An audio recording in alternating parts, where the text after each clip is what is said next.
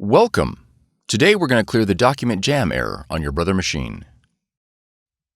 This video will cover multiple models and operating systems. Even though your machine may not match the model on the screen, the overall process will be the same. Open the scanner cover. Gently remove any jammed paper with both hands.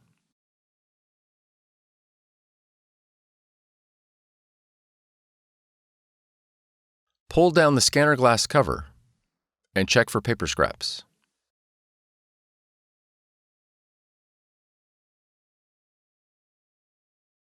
Close the scanner cover.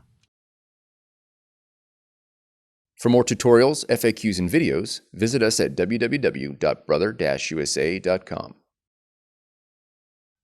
If you found this video helpful, be sure to subscribe. Thank you for choosing Brother.